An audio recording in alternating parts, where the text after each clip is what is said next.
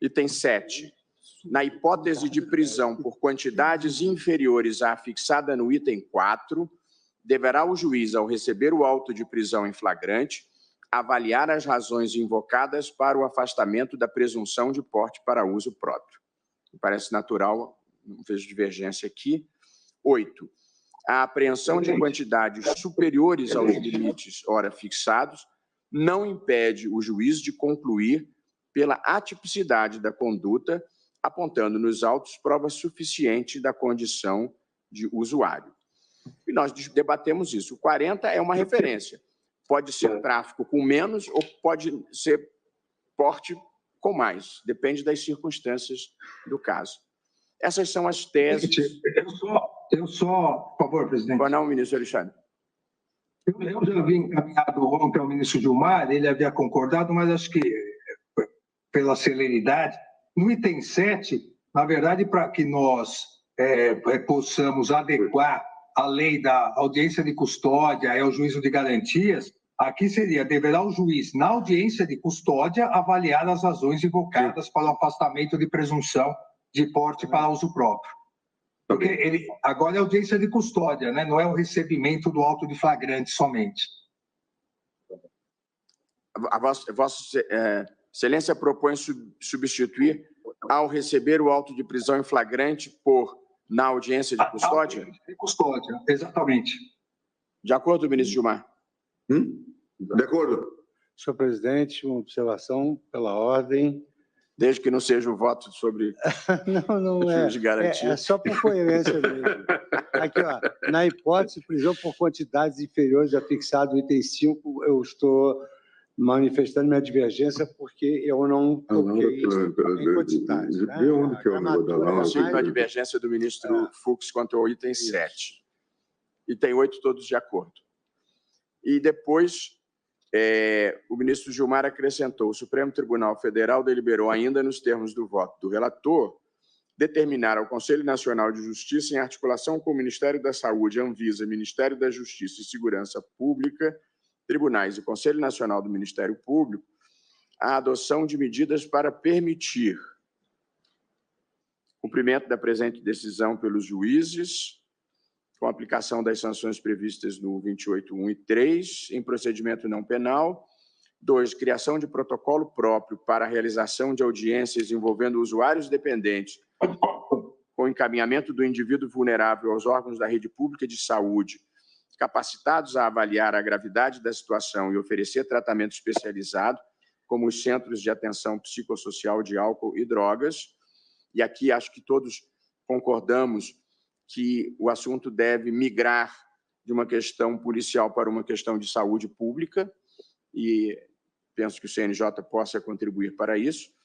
E depois, diz ainda o voto, até que seja fixado pelo CNJ esse novo rito, a competência para julgar as condutas do artigo 28 da Lei de Drogas será excepcionalmente dos juizados especiais criminais, conforme a sistemática atual, vedada a atribuição de quaisquer efeitos penais para a sentença.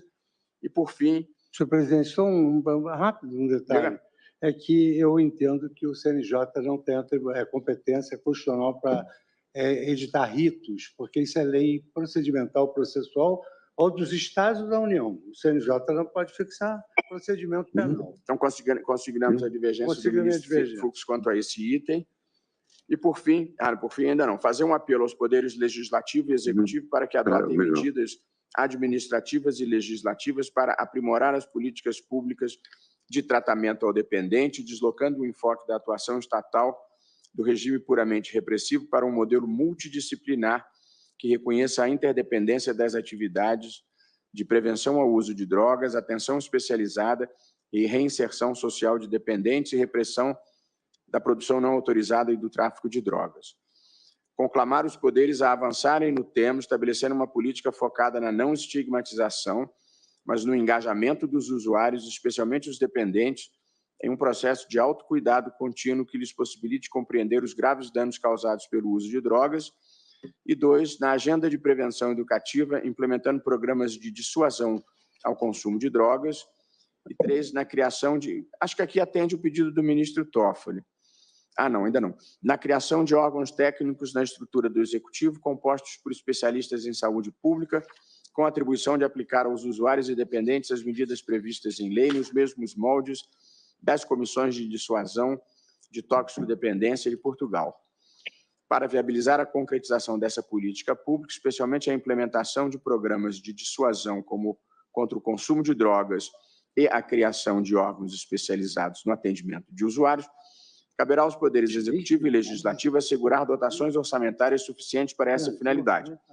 Para isso, a União deverá liberar o saldo acumulado do Fundo Nacional Antidrogas, FUNAD, instituído pela Lei 7.560 de 86 e gerido pelo Ministério da Justiça e Segurança Pública, e se abster de contingenciar os futuros aportes no fundo.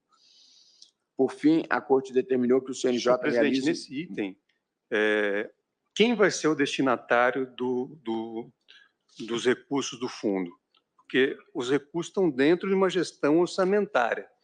Então, pela tese, para onde iriam os recursos do fundo? Acho que gerido pelo Ministério da Justiça e Segurança Esse recurso é gerido pelo Ministério da Justiça. Mas a liberação do saldo seria a favor de quem? Do fundo. Do fundo, Cristiano. Perdoe, é que o fundo... na sua destinação legal. Ele tem um regramento legal próprio, mas tem mantendo conceito. a destinação legal. Sim, sem dúvida, sem dúvida. Mantendo a lei referida. Eu creio que é isso. Pelo menos na minha ótica. Presidente, pela ordem, eu não tenho nada contra, mas eu acho que as autoridades públicas brasileiras têm que ter liberdade, o CNJ tem que ter liberdade de estabelecer o que o seu colegiado, presidente, Vossa Excelência, entender. Eu não tenho nada contra nenhum país, mas, digamos assim, limitar a atuação nos mesmos moldes da Comissão de Portugal, eu, sinceramente, acho que isso é um ato de soberania. Isso não é paradigma, não se pode manietar o legislador brasileiro a divergência do ministro Fux. Pois não. Eu aqui também queria apelar ao ministro Gilmar para analisar isso. Também acho que essa referência poderia ser exemplificativa, mas não dizer nos mesmos moldes, porque cada país tem a sua peculiaridade.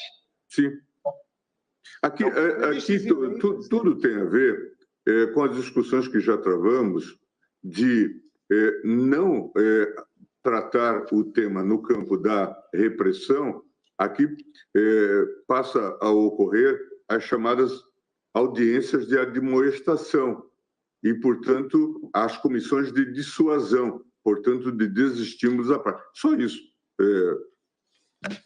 Ministro Gilmar, talvez ficasse melhor, se Vossa Excelência concordar, até em virtude da observação do ministro Fux, ao invés de nos termos de, por exemplo, como foi feito em Portugal. Ou verbo e graça. É isso. Eu sugiro como, por exemplo, que é vernáculo. Verbo e graça não passa, né, presidente? ou bota V.G, que aí fica mais claro ainda. Como, por exemplo. Então, ficou como, por exemplo. É porque quando se usa um país como paradigma, você fica caudatário, inclusive, das mudanças do país paragonado.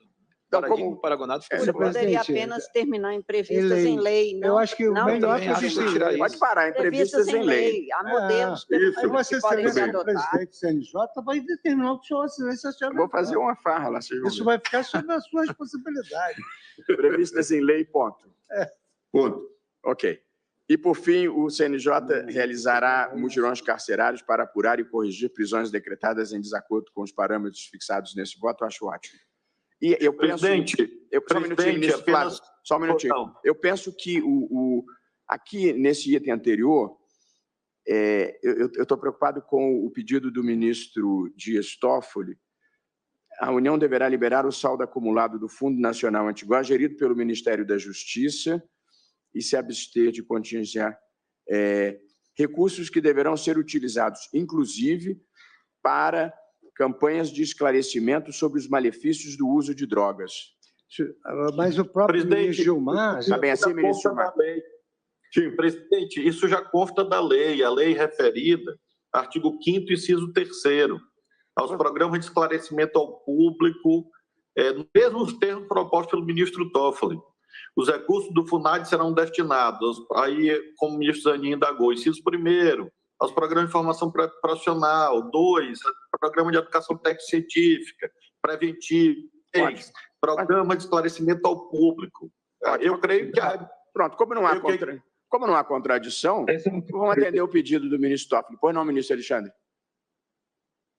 Não há, presidente, realmente não há contradição, mas eu acho que é importante deixar bem claro isso, como levantou o ministro Zanin, agora o ministro Flávio Dino, porque foi a discussão também já resolvida em relação ao fundo penitenciário.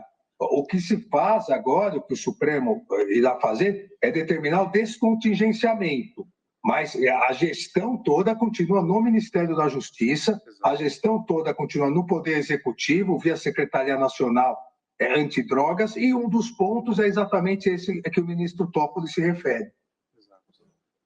Mas alguém tem dificuldade de incluir, inclusive, para programas de esclarecimento sobre os malefícios do uso de drogas? Não. Ok. Só para atender um pedido do colega. Presidente, mas na verdade a minha sugestão era no item seguinte, apenas por uma questão de até prestigiar, referir o CNJ, mas também as defensorias públicas, no que se refere aos mutirões.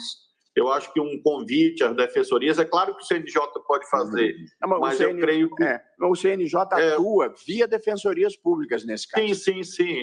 Mas eu gostaria de propor que ao relator, se CNJ, com a participação das defensorias públicas, é apenas expletivo, para deixar claro... Nada contra. Da instituição. De acordo, presidente. Fixados nesse voto, vírgula, com a participação... Das defensorias públicas. Muito bem. Eu proclamo, então, o resultado, não vou ler tudo novamente, as teses estão aprovadas, e queria registrar, mais uma vez, em esclarecimento ao público e aos parlamentares, por quem o Supremo tem toda a deferência possível, que o que nós estamos fazendo aqui é estabelecendo uma forma de lidar com um problema que recai sobre o Supremo, que é o hiperencarceramento de jovens primários e de bons antecedentes pelo porte de pequenas quantidades de drogas, sendo que nós detectamos nos nossos julgamentos e nas pesquisas que foram trazidas que a não fixação de um critério distintivo entre usuário e traficante fazia com que houvesse uma grande discriminação em relação às pessoas pobres, geralmente negras, que vivem nas periferias. Portanto, ao fixarmos, e considero que esse é o capítulo principal da nossa decisão, ao fixarmos a quantidade que, a partir de agora, como presunção, vai distinguir usuário de traficante, vai evitar que esta prisão exacerbada forneça mão de obra para o crime organizado nas prisões brasileiras. Portanto, ninguém aqui no Supremo Tribunal Federal, nenhum dos 11 ministros, defende o uso de drogas. Antes, pelo contrário, nós desincentivamos o uso de drogas. Drogas ilícitas são uma coisa ruim. Nós estamos aqui debatendo a melhor forma de enfrentar este problema e minimizar as suas consequências para a sociedade. E constatamos que a não fixação de uma quantidade distintiva tem sido uma má política pública relativamente às drogas.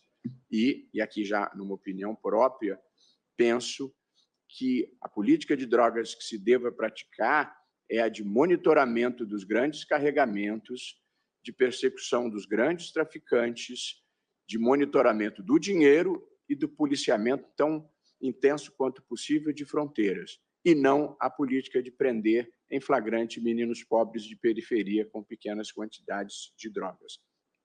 Agradecendo imensamente a presença de todos, agradecendo ao nosso relator a condução a condução até foi minha, agradecendo ao eminente relator a maneira como se pronunciou e ajudou a construir o consenso possível nessa questão polêmica, que é divisiva da sociedade, como disse, e, portanto, vai haver concordâncias e vai haver divergências, porque não é possível unanimidade num tema dessa natureza, mas todos aqui estamos convencidos de termos feito o que é melhor para o país e para uma política em matéria de drogas.